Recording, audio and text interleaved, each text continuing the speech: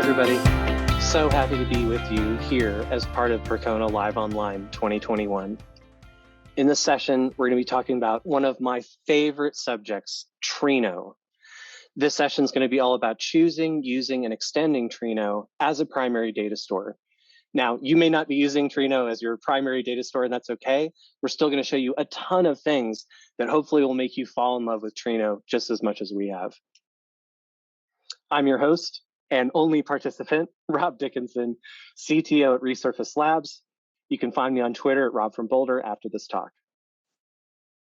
So starting with our use case, just so you have an understanding of where we're coming from and what we're trying to do. At Resurface Labs, we're building a database around API traffic. What that database does is it allows our customers to help find API failures, threats, and slowdowns instantly. Be able to ask any kinds of questions about what's going on with their APIs. But because if you can't ask those questions and get quick answers, then you're just guessing. And we all know that guessing is kind of lame. As far as the workload characteristics of this database, this is where this starts to become a little bit more about why this is interesting for Trino specifically. So for our writes, we're doing sequential appends. We're a logging system. We're taking in a tremendous amount of data. For deletes, we tend to delete data all at once in batches or in partitions instead of row by row. Again, that's pretty typical of a logging system. Updates, we really only modify through views. Again, that's not that atypical of most logging systems. Where our use cases really get interesting is that we want to use all the available data that we have all at once. And let me give you a specific example of what that looks like. We call this a super-columnar query. And this is hard for a lot of databases to process, and part of why we love Trino. So we're going to create, in our use case, we're going to create this set of all the API calls that have been recorded for a particular customer. We're going to identify API failures within that. And then we can also identify customers and attackers. Where we really want to zero in here, though, is right here. This is the intersection between all of that data where we know that we're losing money. We know that those are customers that are experiencing failures. That's very different than attackers that are experiencing failures. And we really, really want to be able to tell the difference between these two areas here. What that means is that's a query that is affecting all or looking at all of the columns that are available.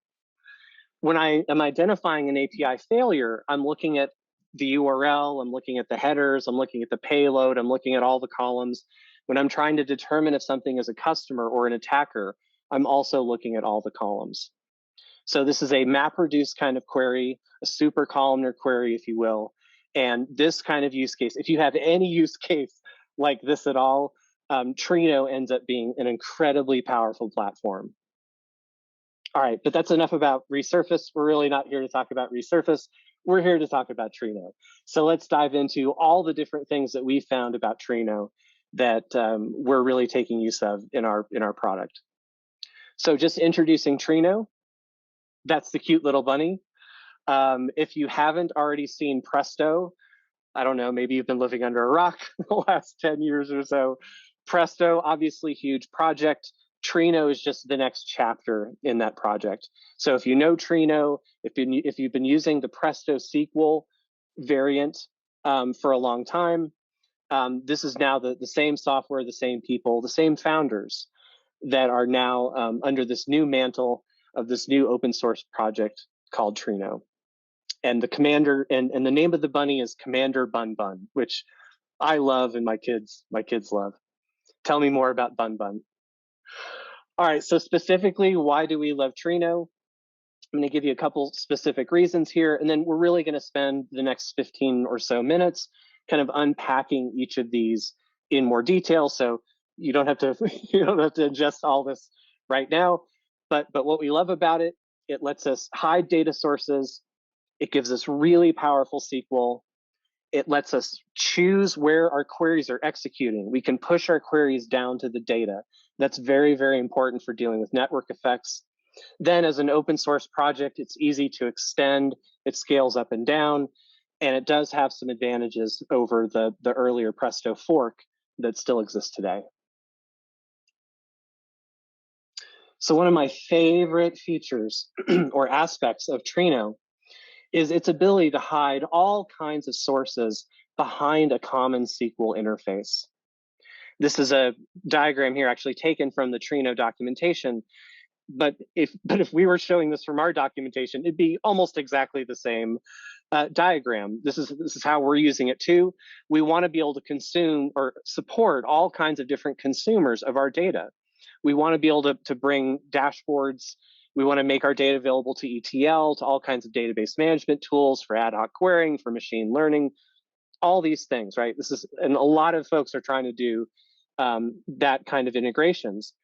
Once you start to go down that road, you realize very quickly that all the different ways to integrate those applications, there's so many different ways to do that. There's so many APIs to do that. There's so many SDKs to do that. Trino puts all of that data behind a common SQL interface. And that's really amazing. So from the perspective of all the people now that are using your system, you can basically say, you don't have to worry what kind of database is behind that. That could be different databases. It could be more databases, less databases, really doesn't matter. Just don't pay attention to what's behind the curtain. You'll have a consistent SQL interface, and that will be how you're using the system. When you do look behind the curtain, what you're going to see is that Trino already has the capability to work with most of the open source databases and commercial databases that you'd be thinking of. All right, the other thing that I love about Trino is that when we talk about SQL, a lot of people would assume, well, maybe this is like Hive, maybe it's like some limited subset of SQL. Maybe it's really not, joins or it's a NoSQL database, or like we're used to having all these constraints put on SQL processing at scale and in production. But Trino is really going after advanced SQL. So this is not just a reduced subset of the language. This is really, all the hurts your brain goodness that SQL brings. This includes things like inner and outer joins and subqueries, even across those different kinds of data stores that we were talking about. That's amazing technology to put in an open source product. We've got built-in JSON functions, geographic functions. The histogram function is one of my personal favorites because we almost rewrote our entire UI around that function. Histogram is an aggregation function that returns you a hash map of what it found during the aggregation. So it's amazing for doing rollups. So we can do rollups of rollups in one query very, very efficiently. And we wouldn't be able to do that without a very, very efficient histogram function implementation. Then the team is always adding new capabilities to this. Some of the most recent ones are things like offset, window, and range, and also unnest. All these are things that help you express even more complex queries, deal with windowing and ranges over sets or calendars or numbered collections. Really, really amazing functionality. We've yet to think of a case with Trino, with SQL, that if we could express something through SQL, we've yet to find something that we couldn't do pretty elegantly with Trino. Another really, really amazing thing about Trino in terms of performance in managing your architecture is Trino allows you to push the queries down to the data. So everybody knows that when you're dealing with data at scale, the biggest thing that you're fighting is the network. And our networks are really just not getting that much faster over time. It's a really heavy thunk to take. So if you're relying on a query system that has to pull all that data across the network all the time, obviously that's going to be the first thing that you run into is the limitations of the network. With Trino, though, you're able to push the queries down to the data, down to where the data lives. And that's a key part of how the connectors actually even work internally. So we're not just talking about proxying these queries. We're actually talking about distributed query planning with Trino, figuring out what's the most effective way to run that SQL across the cluster that you have. Then being able to do the predicate push down as part of your wheres and your group bys to push that down to the connector so that you get the native indexing features that each data store provides to you, and you're not giving up any of that functionality by layering Trino on top of it. You're really still able to use, in most cases, you're able to use those native functions. What this does for you, again, it minimizes all the data that you have to pull across the network. So you can think about it like, now I have to run a query and I'm just going to send my minions out across the network. The minions will do the job of assembling that data locally and then returning all the data to the coordinator and stitching it all together. The other thing, again, as an open source project, we're huge into open source, just like everyone, who isn't. But we've really found Trino to be particularly easy to tweak and extend. And I know a lot of projects have that claim, right? But when you actually get into the guts of how this thing is built, how it's managed, how the community operates, you really start to see this right away.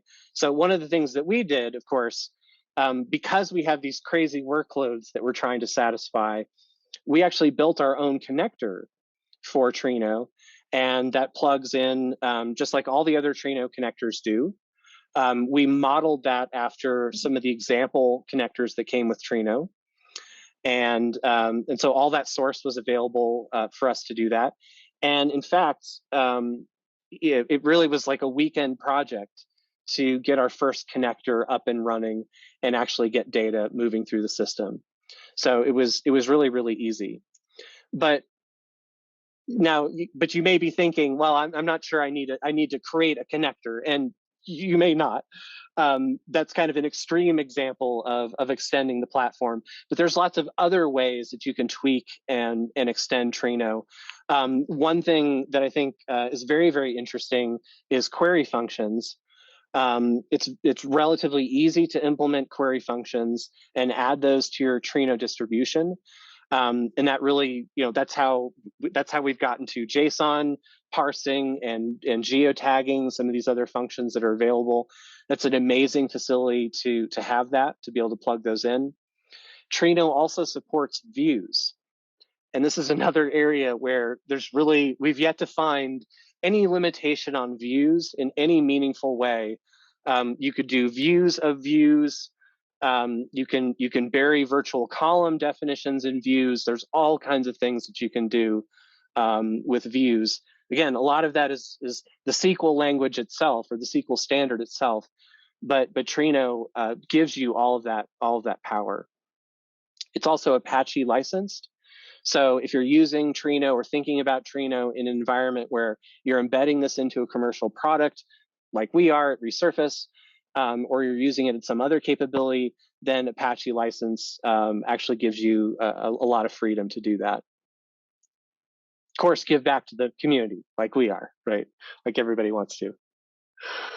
All right. One of my other really, really favorite, I know I've said this is like my favorite feature like 5 times, right? But they really are all my favorites. I love that Trino gives you the ability to scale up and scale down. And really, the scaling down part I think, tends to be the more interesting part of this. So let's start with the scale up, though. So Trino did come out of Facebook originally, as the Presto project. So built for Facebook style, or Facebook scale, rather. Couldn't even get my air quotes right there. So it's easy to find Trino deployments in the wild that are very large, right? That's not a new thing at all. It's really built for scale. And that's great if you're Facebook. It's great if you're trying to be the next Facebook. But actually, one of my pet peeves as a data engineer is, I think a lot of times you see people overreach. If you're not operating at Facebook scale, what they're doing may not be right for you. And in a lot of cases, it's not going to be right for you because you don't have their budget, you don't have their team, you don't have their infrastructure. And that has a huge influence on these tools and how they are built. What we see with Trino, though, is a complete departure from the rest of the big data world as it kind of exists today. And don't mean to impugn anyone in that statement, but a lot of the big data solutions that are out there today, they scale up really, really well. And if you know that you're going to throw hundreds or thousands of nodes at the thing, and you know that you're going to have a really talented large group of big data engineers, then by all means, Hadoop it up, right? Swing for the fences. Like that technology is all there. It works really well. But for most of us that are running smaller scale businesses, that's really too much. We don't have those kinds of resources to throw at these problems. So what most of us, who aren't operating at Facebook scale quite yet, what we really need cost efficiency with the least amount of caretaking. And that's where Trino, they really have, this comes out like in the meetups and to hear the team talk about this, they have a very lean perspective. They don't really like having a lot of extra services. So this is not the traditional weight that you would see with Hadoop and Zookeeper and these bazillions of services that are running. Trino runs, in our experience, quite well even on a single node, with just a little teeny bit of tuning. But certainly, it runs on commodity-sized nodes. And I think this is really, I'm hoping that this is good. We're going to see more projects like this that put more of a premium on scaling down than just scaling up into the stratosphere. So sorry, don't mean to be all on a soapbox there. This is how this actually turns out looking for Resurface specifically. So our Resurface Pilot Edition, this is a single container. This includes everything that you need, and it has Trino bundled, both the Trino coordinator and worker, all running within a single container. It's a 4 gig at runtime, all in one image. That's the UIs, that's the data collection, that's the operating system, that's everything. It's a 250 meg download. Again, that includes Trino, that includes your copy of Java, that includes the base OS. That's everything that you need. You compare that against some of the Hadoop distributions out there. This is very, very small, and we're not sacrificing anything in terms of our performance by getting down this small.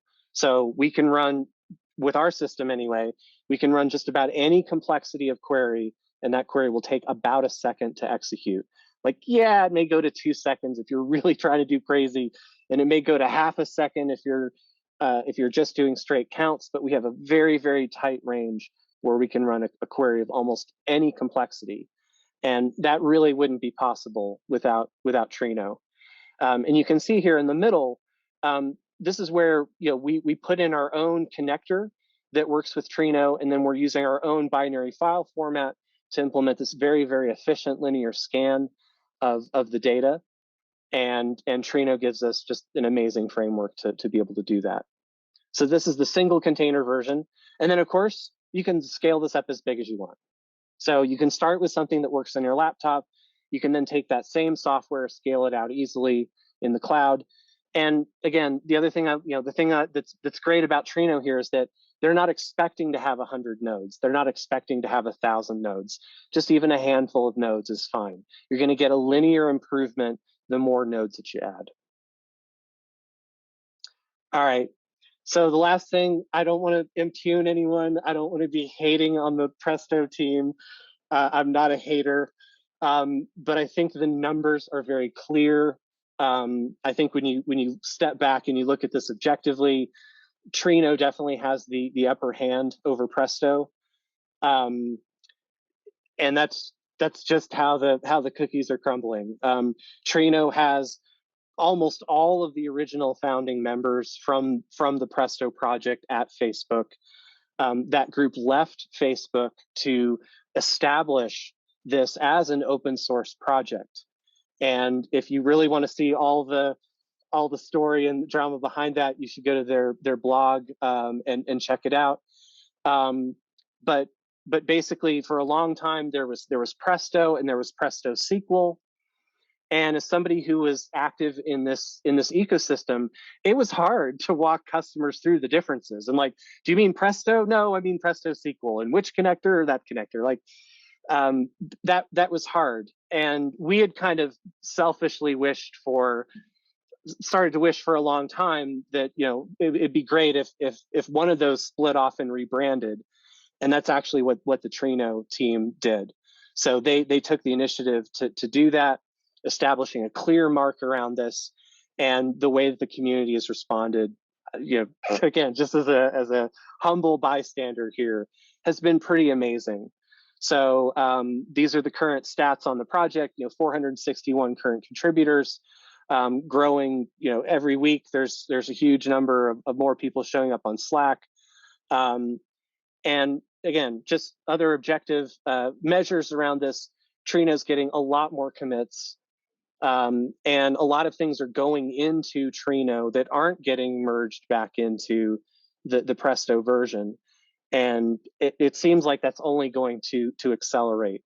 You know, obviously, Facebook now, as kind of the controlling entity in Presto, they're going to let in the things that are most interesting to them. And I really think what you're seeing with Trino is much more of a community-oriented response. You know, I'm excited about Trino because we're using it, we're contributing it, we're getting a lot out of it, and we can work with that team in a really, really direct way. You know, I know that we would not be getting the same treatment if we were trying to deal with Facebook. Again, not to impugn anyone. I think here's another just amazing measure. Once they actually did the rename and really established Trino as an independent project, and now people really can start to see what are the differences between this and Presto and where the wind's really blowing. Really amazing response from the community, and there's just a lot of growth behind this project, and it's become very, very clear to us that the word is really getting out about Trino, and we couldn't be happier about that. It's a great team. It's a great project. If you haven't had a chance to try it out yet, you definitely should. Just wanted to say thank you for everyone at Percona. It's been a pleasure to be here with you today. And if you have any questions following the session, I'm always available on Twitter at Rob from Boulder, or via email at rob@resurface.io. Thank you much.